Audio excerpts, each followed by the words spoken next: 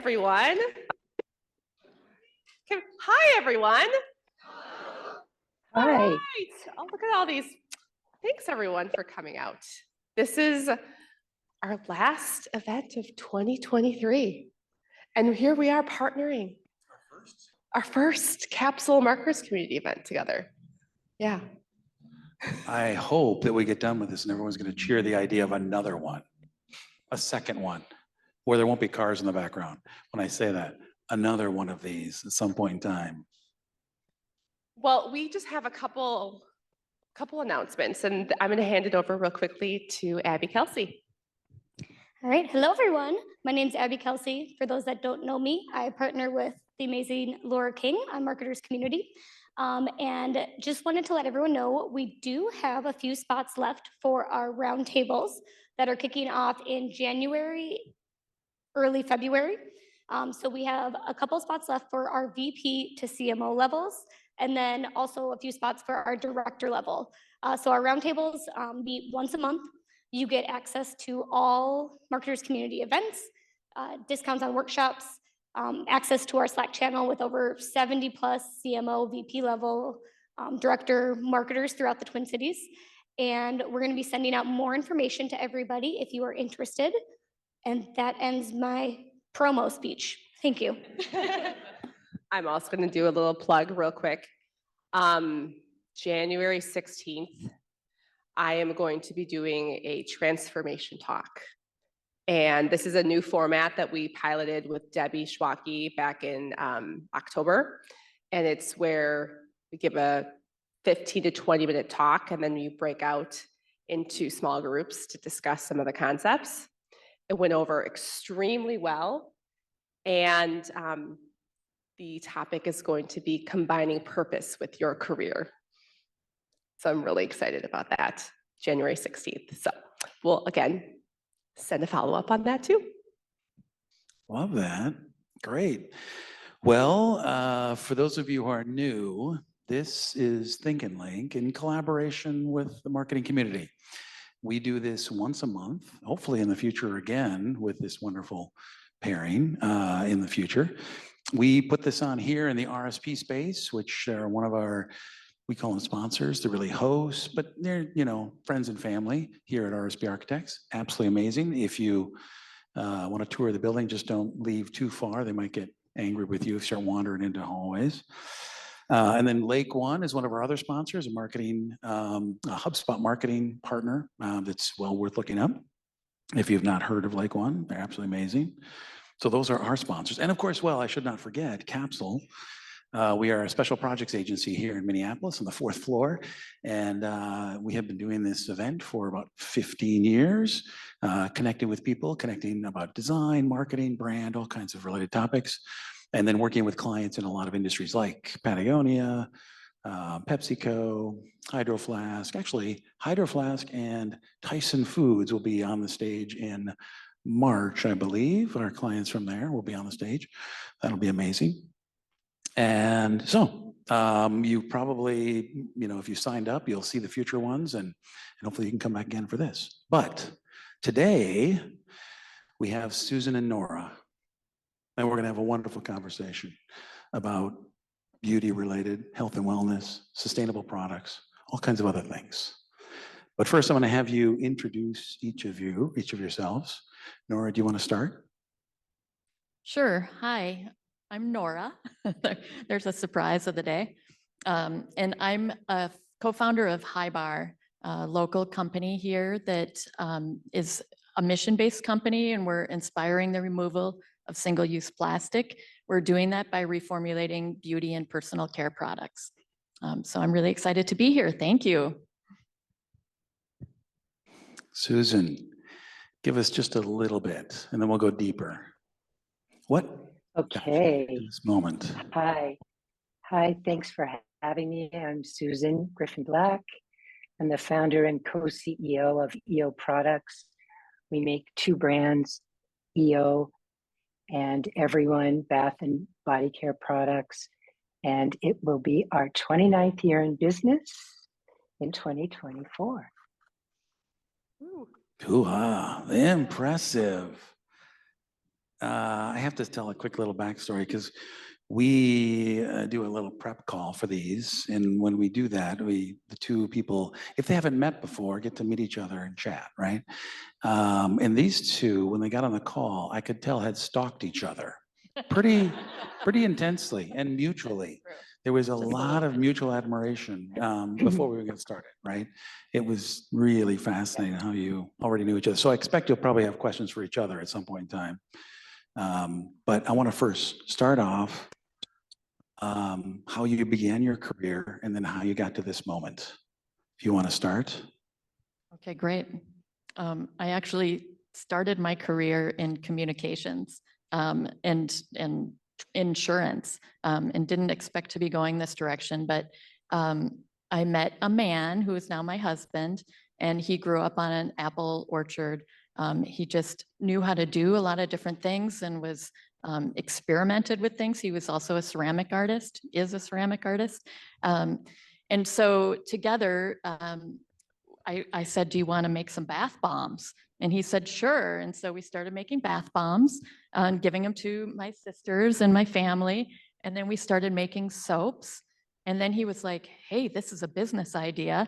And we started doing farmers markets and selling. This was a previous business to High Bar, but we were selling to locally, and we started to establish relationships in co-ops. But at the same time, I was working a corporate job part-time. And then we had kids. And so we took turns working the outside jobs and running the business and watching the kids. And then 20 years later, our kids were in school. We met a man who is now our partner, and he had a pet food company that he built up and sold. And I knew what a smart businessman he was. So when I heard he sold the pet food company, I tracked him down in the school parking lot. And Watch out, everyone. She's coming to get you. More stalking. Nobody's safe. And I said, would you consult with us? We had a studio in our house. So he came over to our house and he said, the first thing he asked is, what's your why? And we said, we think we can reformulate all this stuff without a plastic package. And he got this look on his face and he's like, I need to be part of that. So the three of us started working on additional things. And that led to, we sold, Jay and I sold our last business, and we focused purely on High Bar. And, we just started building this business up. That is a wonderful story. That is so good. And I could tell by when Susan was listening to that, she has this mutual admiration smile on her face the whole time. I'm just holding back all the questions. Yes. Like, let me loose later. Okay. I'm holding it all in right now. Yeah, you jump in anytime you want, any questions. But first, let's go to Susan so she can give her backstory here. How did she get here 29 years later? Yes, so I had the honor of working for the late Doug Tompkins at a clothing company called Esprit in 1990. And Doug was an environmentalist, and during that time at Esprit, I, had the opportunity to meet Yvonne Chenard and David Brower and David Foreman and Anita Roddick and, all of the environmentalists and conscious capitalists and social businesses that we're stand next to, on the shoulders of, and have deep gratitude for. During that time, it was sort of a portal into, and what he was curious about was how we make things. And what became apparent is how toxic cotton farming was.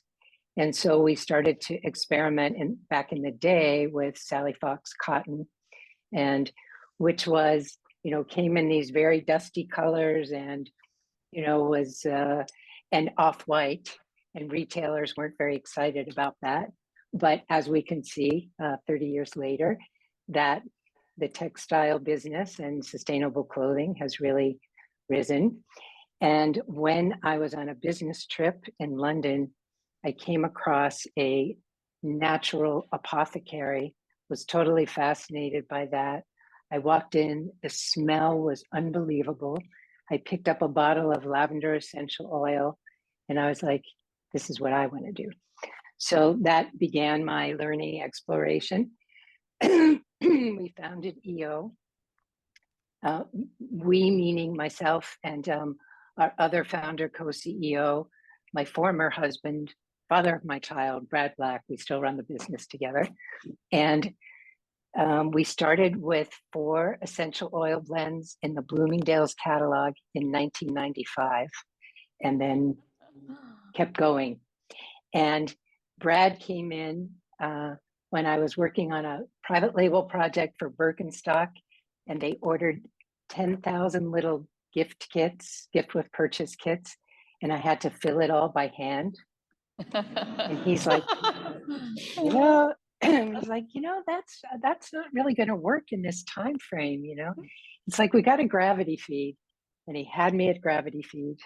We were dating at the time, eventually married, had kids, and separated very amicably, and we're still running the company together.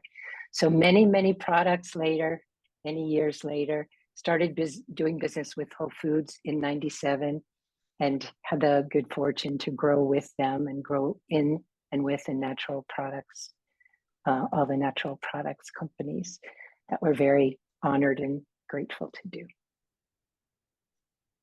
If you haven't noticed already, Susan's a big deal. We've admired her from afar for a long time. So to have her on the stage telling that story and talking about sitting alongside and on the shoulders of Javon Chenard, truly amazing, your journey, really impressive. Back to you, Nora, with your why. Can we go further into that? Why are you doing this? The main reason is because we have kids and we can see that the world, we're drowning in plastic, and we knew that there was a better way. It's really interesting that like shampoo and conditioner, for instance, is over 80% water. It was created before there was running water in homes. And so that's why water was added to the bottle. And then we just kept doing it that way. And honestly, we've learned we've been in business 5 years now, that a condensed product or 100% effective ingredient being used directly on your hair actually improves hair health. And we have people that call us crying and they're so excited about it because they can eliminate additional products from their routine. And it's just a better way. It's cheaper to ship.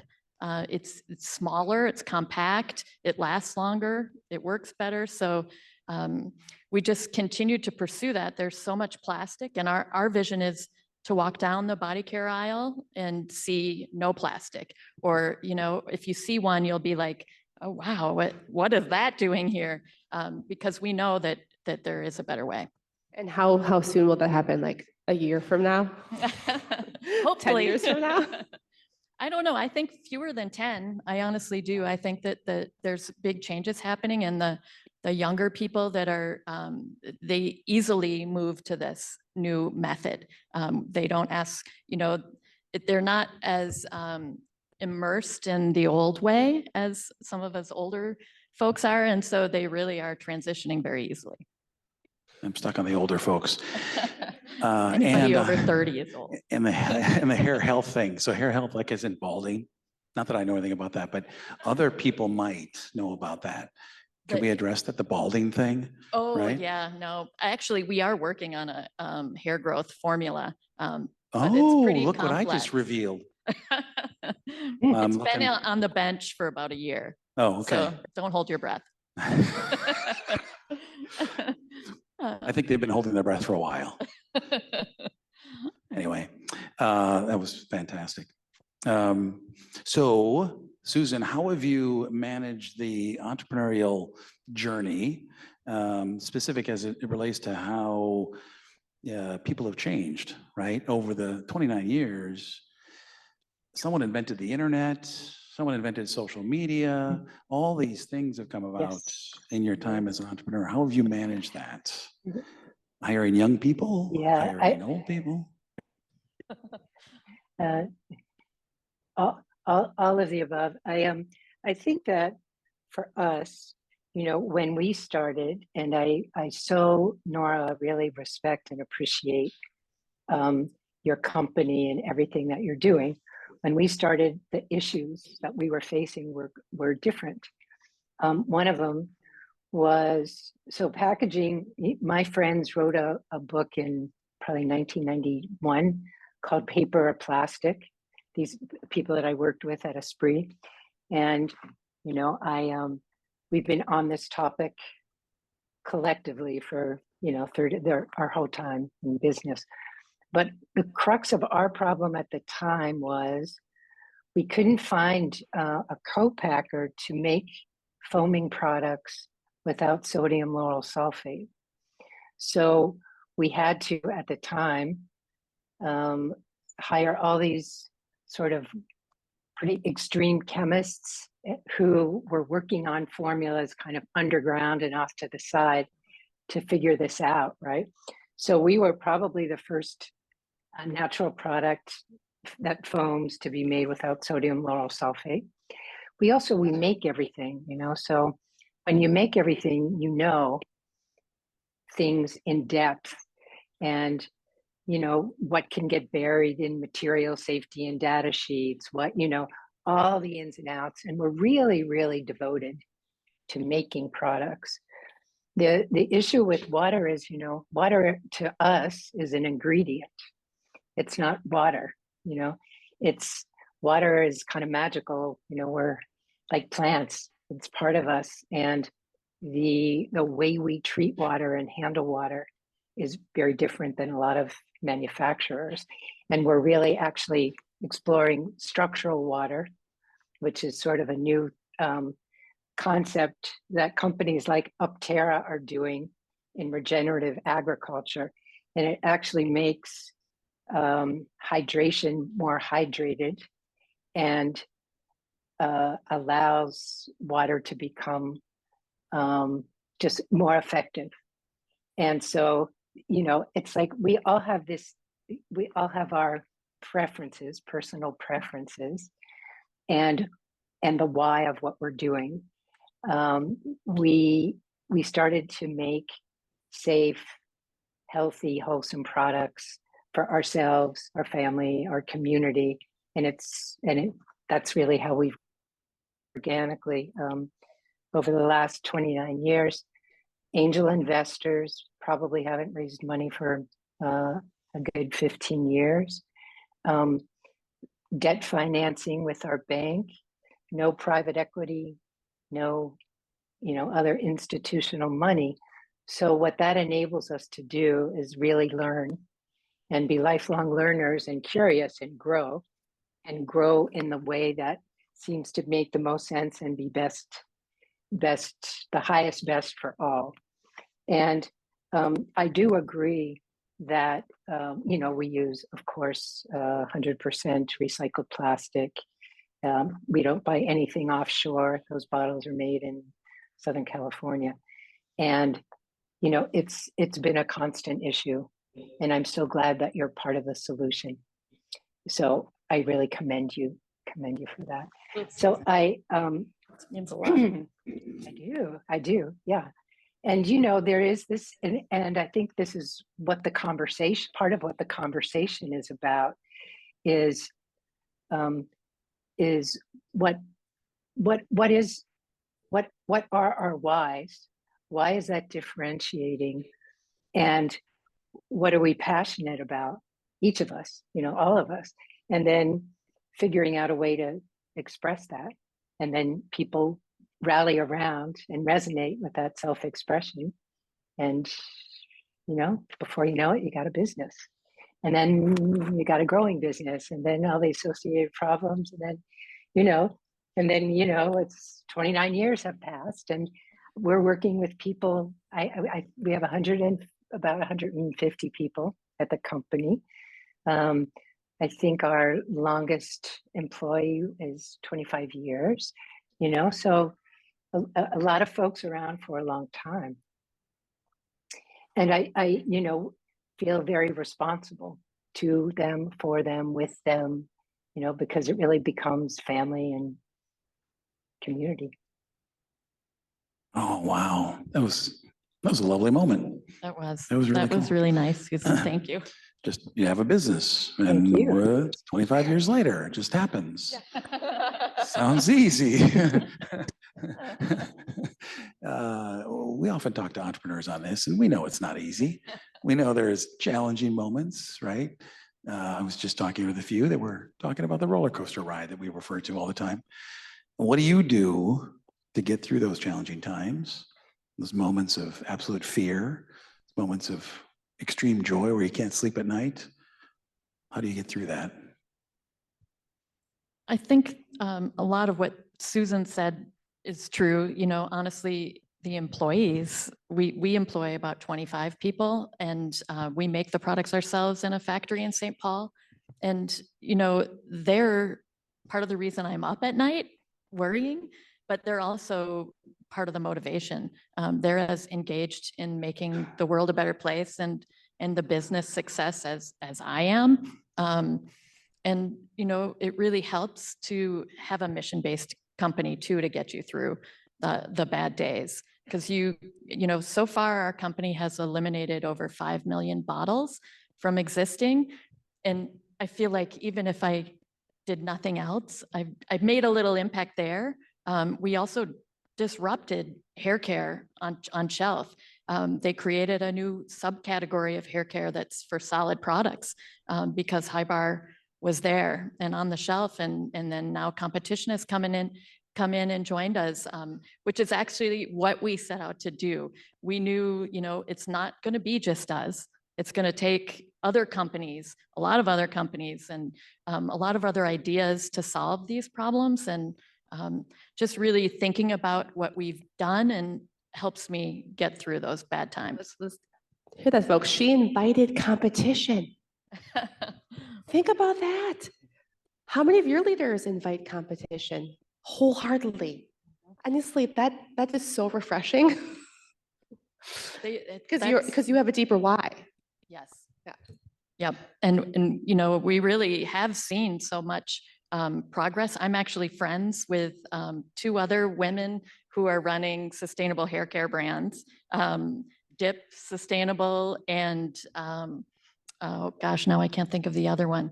Oh, Nole Hair Care, and she's from Guatemala, and she's setting up factories in Guatemala and employing Guatemalans for her business. So she's doing more than eliminating plastic too. And Dip Sustainable Hair Care is a really great brand as well.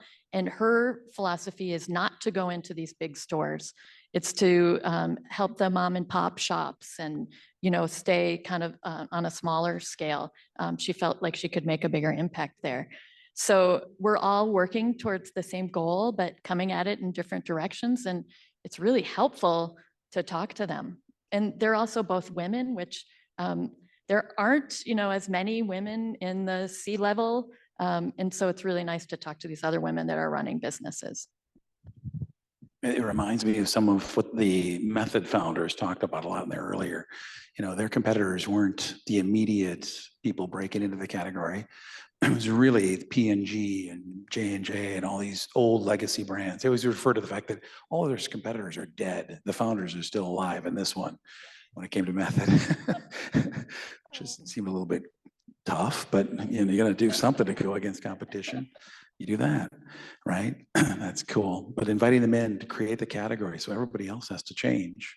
They have to recognize this. That's cool. Susan, how have you gotten over those tough moments? How have you gotten past? You did hint at some, you know, rugged moments in the 29 years, right? You've had moments. It wasn't all easy. So many rugged moments. Well, a good bottle of wine is always welcome. Good friends, you know.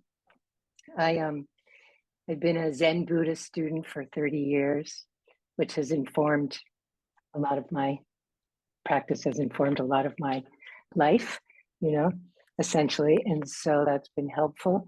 And also, I think, you know, the natural products industry, that I really feel so fortunate to have grown up in it at the time, that at the time that we've spent there, has been just the best, most supportive, lifelong friends. You know, after the pandemic, we were first to market with organic hand sanitizer.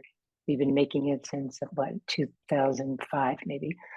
And you know, I had to commiserate with the Bronners and, you know, just sort of everyone at how much inventory do you have and how are you ever going to get rid of this? And, you know, we bought a machine that, you know, it goes on, but the relationships are so key, and the support and camaraderie really with all sorts of people in the industry has been a lifeline. That's great. And I do want to, I want to say this one other thing about hard times. It's like, this is life, man. You know, life is hard. And so, and business makes it even harder in some ways, you know, I mean, so it's I think it's about the expectations that we create, and think that, you know, I'm going to do this and we're going to do great. And years ago when I would be on panels, everyone was always trying to get to $1 billion for everything. You didn't have to make your first million. You just had to get to $1 billion. And that could be without profit, by the way. You know, it's like, it's a wacky world, you know, so you got to just kind of rein it in, know what's important to you, and have a really good support system and go forth, you know. I love that. Did you say it's life is tough, man? Is that what that was great? Right on. It is. It is. I'd like to talk a little bit about the younger audience that's receptive to an adopting. I've tried the dry shampoos. I've done it. I've struggled with it at times. And maybe it's because I have all these old behaviors, right? These old constructs. What do you hear from a younger audience about adopting this idea and going deep in it?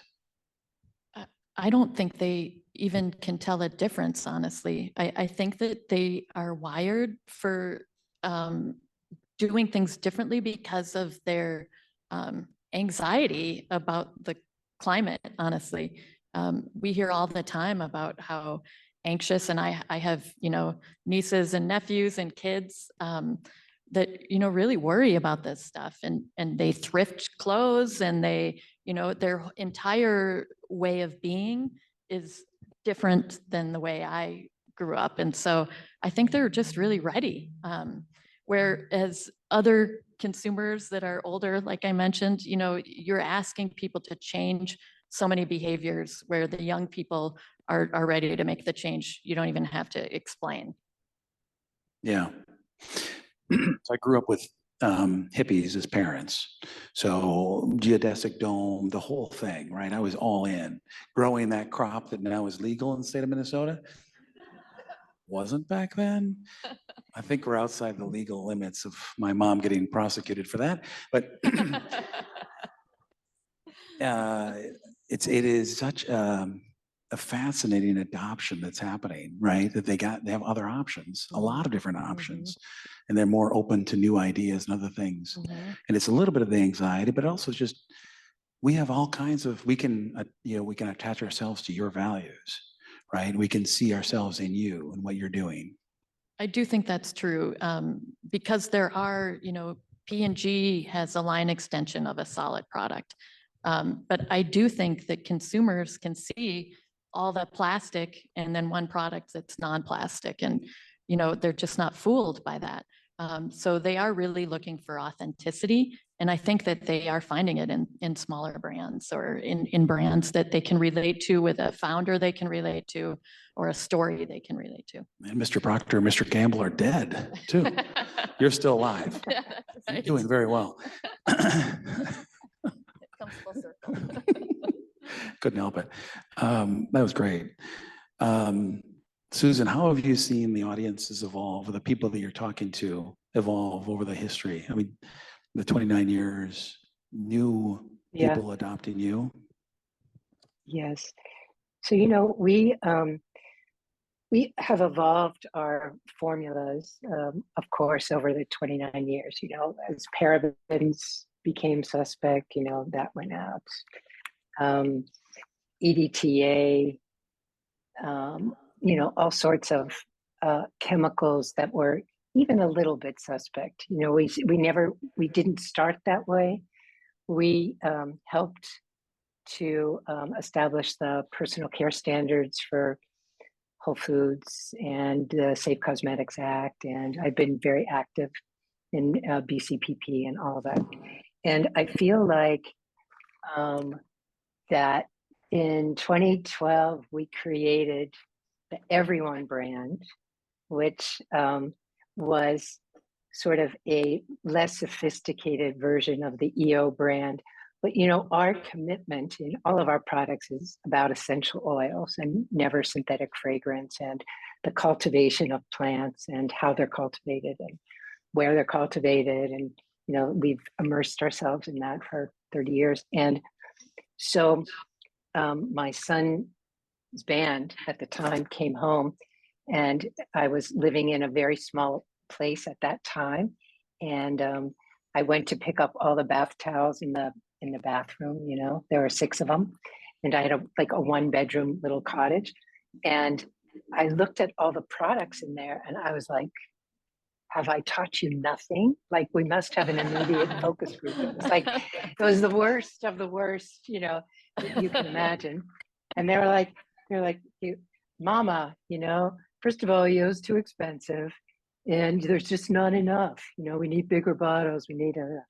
And at the time, we had an all-purpose soap that we were making for Whole Foods, and we looked at that product, and we looked at the market, and and we thought, well, we could do sort of a less expensive version of what we're doing, and really sort of honor that sort of younger customer, and make it even more affordable, which I think, our EO products are premium, but they're still very affordable in the scheme of things. But so we did, and we launched Everyone with 6 SKUs, 3 3-in-1 soaps and 3-in-1 lotions, and it really took off. And we've been kind of chasing it ever since, So I, definitely more interest in younger customers. I think EO, is because it's been such a personal cultivation and sort of lifelong project. The customers do skew older, and then they buy EO for themselves, and then Everyone for their kids and the rest of the family, and EO hand soap in their bathroom, and Everyone soap everywhere else. So that's kind of how we've grown.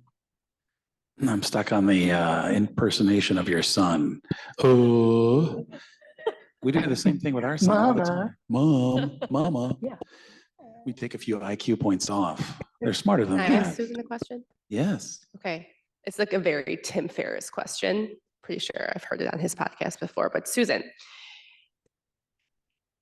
let's say you had a billboard that everyone in your city or even state would drive by and see, and they all would read this billboard. And you could have it be longer if you needed to. What would you put on this billboard that you know to be truth, that you want everyone else to know? And Nora, you're next. So just say. Okay. So for me, it's like essential oils are the way. We are plants, plants are us, and that the synthetic fragrance world should go by the wayside immediately because of its toxicity. It's like secondhand smoke. It's, and that's the bandwagon we've been on in every single way for forever. And, the 30,000 reviews that we have on Amazon will attest to we make the best smelling products out there. Perfume is poison, right? Wow, love that. Now you've had a little bit of time. This is a great question, by the way. I'm kind of Thanks cheating for that. because it's already been done, but I don't know if you guys have heard of Grove Collaborative, but they have billboards that say plastic recycling is a myth. And that is true. Yeah, what? Yes, only 9% of plastic gets recycled. Plastic can only be recycled once. And actually the recycled plastic is worse for the chemicals that it emits. So plastic recycling isn't really a thing. And our country isn't really set up for recycling, honestly, especially now that people are converting to different packaging.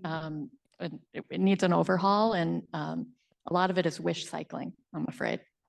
Wish cycling. Yeah, you put it in the We bin wish. and you imagine that It's going to be reused. you're doing the right thing, but yeah. I know. I'm very shocked right now because I believe I'm doing a good thing, but I'm not. So what can I do? Move away from plastic? All plastics removed from the King household. Well, it doesn't have to happen all at once, and there have to be options. You know, even I go to the grocery store and you know, there's some things you can't get in that aren't packaged in plastic. So it's really that brands and retailers need to, you know, up their game and give consumers more choices. But what about milk? Milk is good if it's in the paper, and just that little plastic thing is what we have to, let's go back to the old way where you fold it and Right. pour it out. Yeah. Or When, Strauss, so much you know, Strauss does glass, you know, you can have milk in those milk cartons. Bronner's just came out with a milk carton package. I think that the plastic dilemma that I've been grappling with for 30 years is sort of like this. First, you get rid of all of the water bottles first, and every beverage packaged in plastic, because that is a one-time use. And every plastic cup and every bit of silver, you know, of plasticware.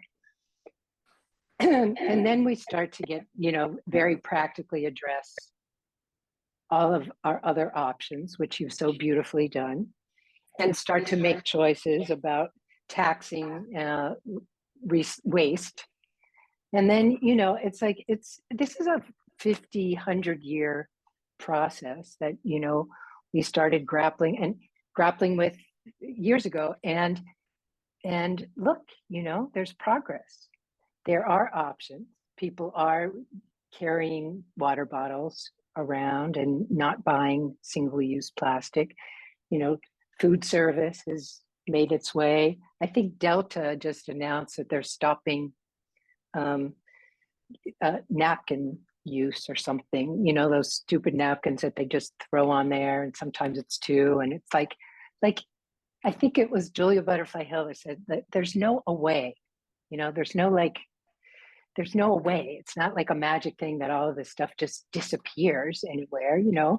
It's really looking at our own consumption and how we're doing it really in every way.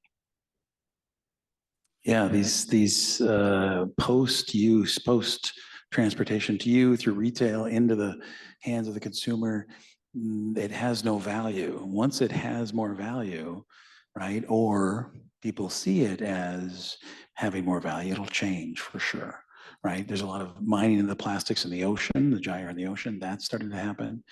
A lot of it goes back to oil prices going up, you know, as long as they go up, then all of a sudden that plastic cup is more valuable in its, you know, post-use form to be actually brought back in some other form. So there is hope. It is sometimes oddly and very much depressing to see all the plastic that's out there, right? And just the infinite small amount that are trying to remove, right? And are making an effort. You're like, why can't you do more? And you want to guilt everybody, but that doesn't get anything. You know, it really is getting people motivated and excited about something new products, new ways to behave, which is really cool. Before I hand over questions to the audience, I want to make sure that each of you have a chance to ask each other questions, if you have any, or if Laura has another question.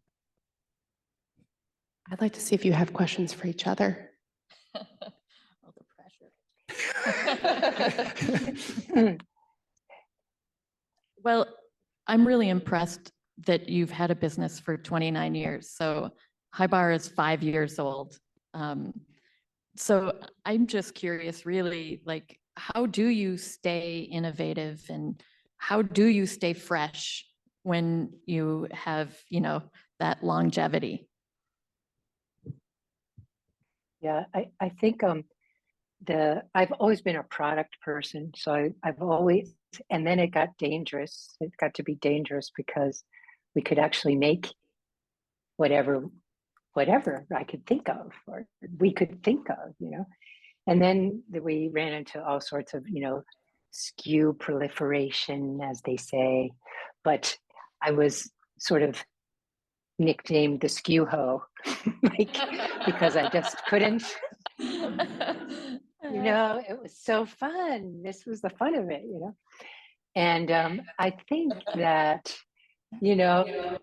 it's about innovation, but it's really about meeting the customer where they are and repurchase, right? Repurchase and, all of the other sort of normal business KPIs. But I think a lot of it too is what's missing for you, Like I would say, okay, what's missing for me in this? Why can't I find, And then that would sort of motivate, a path or a challenge or a question. So, and now we launch way fewer products, and we're just a lot more thorough in how and why and all of that. But we always had to have a why, though. Why are we doing this? And it couldn't be for growth's sake or because we'll sell a lot of it, or it was like, really, why? So I think the why is instrumental. And Yeah, so not to get to a billion. There's no billion in the why. Obviously not. Susan, do you have a question for Nora about what it's like to be? I do, yes. I want to know what the biggest challenges that you're facing now, and then also just offering any help, conversation in future now that we know each I'm going to other. take you up on that for sure. Please. I think for us, probably our biggest challenge is that we are a small company, and we have to be really careful about every spend having a return. And so we don't have a lot of spend. And especially in marketing, which I think this is probably a great group to mention this. Marketing is a huge challenge because it's a moving target. Everything's changing all the time. You really have to be on message with your brand and with what resonates. And that calls for a lot of testing. And we don't know how to do that very well. So that's probably our biggest challenge is the spend and figuring out how to get to our, communicate with our customer. 5 years is a big deal. 5 years is huge, right? I mean, they're a very small percentage of entrepreneurs make it, right? Make it to 5 years. So that is a big freaking deal. I do think that's true. Yeah. You start to level off the roller coaster a little bit. It gets a little bit easier. A little bit. Yeah. Yeah. I could tell roller the tone. coaster's still going. Yeah, no, but bit, not really. Not really. No, I mean, you have a growing company with limited resources, like we do, and so that it's a very challenging, and it's also so burdensome now because of all the data, and if you can imagine back in the day, I used to make something, pass it around to the 4 other people that I worked with. They're like, do you like this? Yeah, I love that. Does it need a little more rows? Oh, maybe. And then, we would make something, and then we'd see if, other people resonated with it. Now it's a thing, it's a big thing. And so, it's very different. It seems like, we go for trying to predict, right? We're just going so far with all this data, trying to predict in such a natural category. But you're only looking backwards. Right. But you're looking backwards. Data is backwards, right? If you sort of as you did, Nora, right? Said like, nah, this isn't right. I'm going over here, right? It wasn't like the data wasn't pointing there. The data wasn't pointing to us to say, yeah, we'll make it with essential oils. Yeah, that's a piece of cake. They're expensive. They're hard to formulate with. They're, hard to get. I mean, all the things, all the obstacles, and then you figure out your way around it. And 5 years later, it's great. Okay, so now we have a large audience, so we want to give enough time for questions from the audience. And here we go. Hey, Nora, I apologize. I haven't even gotten interested in your products yet because I'm still stuck on like the packaging. We're seeing sustainable packaging come from some really surprising places. Hasbro has stopped packaging action figures and clamshells. Lego, whose entire product is plastic, is doing different stuff. Aaron, I think you guys at Capsule still do packaging design, right? Like, how do you push that forward? I know you said you invited competition, but like, how do you push that sustainable packaging forward to either competitors or other people you're running into or other people you're mentoring?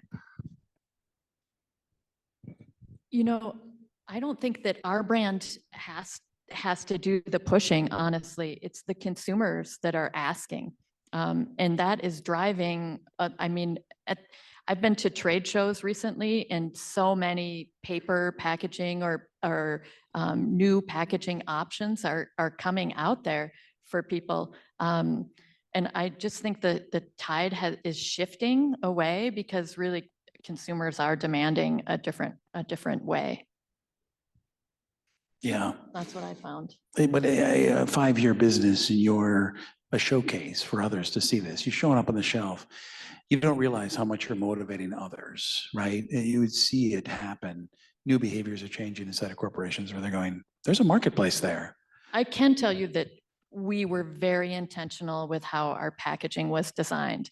So we went into it knowing that if we made a bar that looked like a soap, they were going to put us with soap. So when we designed our package, we designed it to sit upright next to a plastic bottle. So it would have a vertical, so that the buyer wouldn't say, okay, let's put this with the soaps because it's not soap. So we were intentional about that type of thing. We also, the kind of triangle design, we nest a shampoo and a conditioner together and they fit in a box without any packaging filler. And then we close it up with the mailing label. And there's absolutely, the most efficient shipping you can do with that. And we thought about that type of thing too. Like, how can we eliminate as much plastic from our shipping and from our whole process? So we did think about all of that in the packaging design. But the packaging design took one of the longest. That and the shape of the bar. I didn't bring a full-size bar here, but our shape is really unique. We knew that when you take it out of the box, it sits in your shower, and a bottle of shampoo has the brand all over it, but the bar out of the box doesn't have the brand on it at all. So we knew it had to be a shape that people could associate with our brand. So you carry the brand into the shower. And then we're trying to be an inspirational brand, and the shape is a beautiful shape. It looks a little sculptural. And we thought that was inspiring. We know that a lot of people, the first thing they do is take a shower in the morning, and we wanted people to start with a win. You've already started your day with doing a good thing. So we thought about that as well. So we really thought through everything before we went to market. It took about 2.5 years because we were formulating and trying to come up with a shape and trying to come up with a name that was approachable and friendly, but would stand out. So all of that kind of incorporated into the package. I love that. I remember your shape more than I remember your name. It's that memorable. It is an incredibly distinctive shape and form. It's really You see cool it shape. once and you're like, oh, what's that? Yeah. It is. It's unique. It is sculptural. That was very elegant. Yeah. And for those of you who haven't tried, there are samples here. So you can start your habit, tomorrow morning. Really easy. I have a question for both or either of you, but I'm very curious about sustainability messaging. And what do you think when you see it or hear it from a big company like Coca-Cola or Honda or you name it? Everybody's talking about sustainability today. How do you receive some of those messages? Should we let Susan go? Yeah, Susan, you've seen the entire history. Well, a lot of it, and you know, greenwashing, people are so tired of even the word greenwashing, but what we've seen, you know, it's like And swearing is companies- allowed if you want to swear at these people. It's okay. Thank you, thank you. I will do my best, but I might slip out. No, I just, you know, it's ridiculous, okay? It's the sustainability is, it's not really a word that should be used because everything that we're doing continually is not sustainable.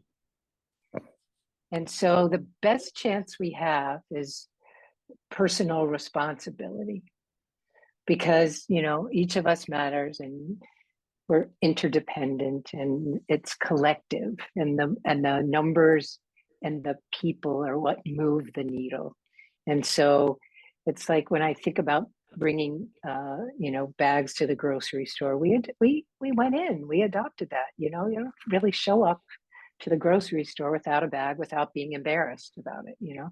So it's like, you know, these things move as fast as each of us and all of us do. So sustainability is, you know, we're a zero waste company, we're a B Corp. Very hard to be a manufacturer and be a B Corp. We were a B Corp before there were B Corps, and we were officially a B Corp since I think 2011. But I think it gets down to each of, you know, our own choices and voting with our dollar. So overall sustainability is not really a word or anything to get our heads around or our hopes around, you know, because it's kind of like the word natural. It's like, you know, and it's easy to use, and then it's easy for big corporations who, by the way, you know, on one hand are making Glad Ziploc bags, and on the other hand are claiming, you know, that they're a natural, sustainable company. It's like that doesn't jive. I feel like you're calling out somebody. Like, kind of like part of it is like, who's your daddy? You know, is sort of the like, who's your mama? Like, you know, what the hell, man? Well, I would just add that another thing we learned in our 5 years in business is that we message how effective the product is before we message how it's sustainable. And we've learned that people, when it comes to their face and their hair, they won't convert if it's gonna make them have a bad hair day. And so the sustainability message is very important, but it's more important that your product works really well and that it does what you say it does.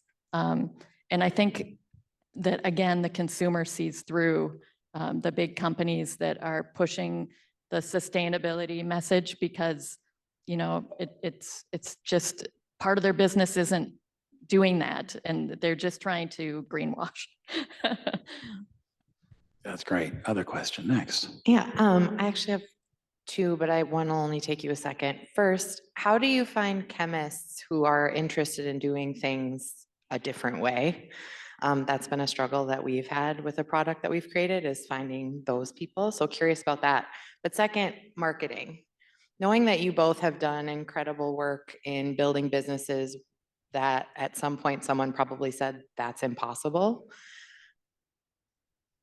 Are you thinking about marketing differently as well? And if so, I think everyone in this room would benefit from hearing how you might be thinking about marketing differently with the innovation of both of your brands.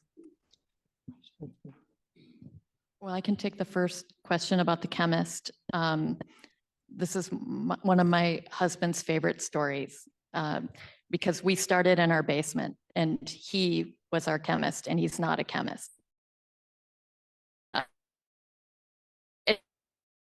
is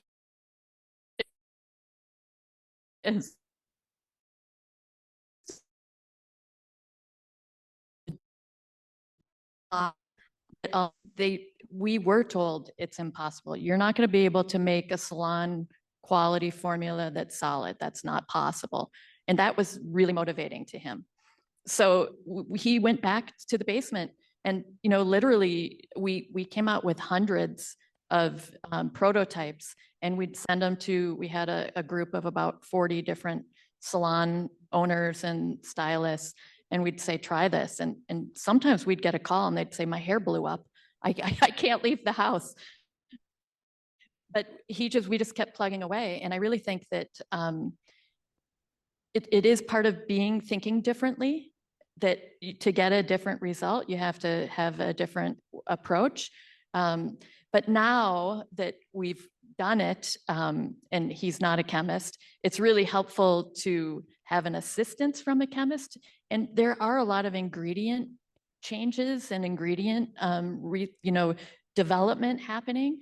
And so we're constantly, trying new ingredients and trying different things with trying to create more formulas. But he definitely pushes the envelope, and and then we have to go to a chemist and say, how can we fix this problem that we're having with this? So maybe it's using chemists in a different way. Or stubborn people. Or stubborn people. Yeah. Yeah, he's a total rule breaker. He's driven me crazy for the past 26 years. But I mean, it's amazing that he can just keep plugging away and come up with something else. And then the marketing part, yes, we need to learn how to do something differently to really break through. But honestly, the only way we know how to do that is to try things. And that just takes time and money. So that's what we're trying to do. Susan, do you want to add to that? Yeah, two things. Same as you. I was our first chemist. I made those 4 blends for Bloomingdale's. I sat next to a graphic designer who was working at Apple, a friend of mine, and just were like, like what should we call this? And the bottles were like this big, so we, no real estate. So, you just kind of start with where you are, and then also similarly, I'm not a nose, I'm not a perfumer, so I had none of those sort of boxes and thinking and training, which is really liberating, because it was like, oh no, I would never, So then it just became a vocation and avocation, and it was, still, we have chemists, and I still am involved in every single formula and fragrance and aspect of the business. The other thing though about marketing is that is just, we're makers, we're really not marketers. And so We're makers, not marketers. Like, yeah. Love that line. It's a tough go, it's a tough go, because, and especially now in the omni-channel world, it's like, please help us. Because, it is all for us still. And we have a CMO and she's fantastic, but there's still a lot of trial and error, and, no real core belief about, it has to be done this way, or we have, so a lot of it's promotional because we got, because of where we sell, and a lot of Amazon, dollars, ad dollars, and so forth. But okay, we are. I want those billboards. Come on. Yes, billboards. We are almost out of time, and I want to take the last question. Otherwise, you could go for a long time. One person you admire, and you can't say each other. That's cheating. So one person, not in this room or on this screen, that you admire for what they've done. Just a little tidbit to finish us off. Oh my goodness. Well, I have a sister who's a sustainability professor at McAllister, and she has had motivated so many students, and made an incredible difference in the world. And she's so passionate about her job and, informing these young people and helping them, figure out ways that they can make a difference in the world. And I mean, we're talking about hundreds of students that she's really influenced, and it's incredible. So I admire my sister. That's a wonderful answer. Susan, one person you admire? Gloria Steinem still has stood the test of time for everything she believes in, is a very deep and caring soul, and still does and says the next right thing. Great answer. Love that as well. Thank you both for doing this. This has been amazing. And Laura, thank you for being a wonderful co-host. And we've done this nice little collaborative event. I do want to ask the audience, do you want us to do this again? Yes? We need to hear it though. Yes? That's what I was thinking. We need to do another one. I think this is absolutely fantabulous. Thank you all for showing up. And hanging out with Seriously. us. Yes. And don't all, dive over to take the samples before Yeah. they're gone. Definitely take the samples. Next month, January 11th, we have Amanda Brinkman and Lisa Armstrong. Many of you probably know Amanda Brinkman, iconic. She brings her crowd. It's already available. Go up, sign up, be here, hang out, talk to Amanda about what she's currently doing at Sunshine Studios. Absolutely amazing character, always brings a good quote. So I look forward to seeing all of you, if possible, next month. And if not, at the next one we do in collaboration. Thank you all. Thanks, Susan. Thank you. Thank you, Susan. Thanks, Nora. Thank you so very much for having us. Happy holidays, everybody.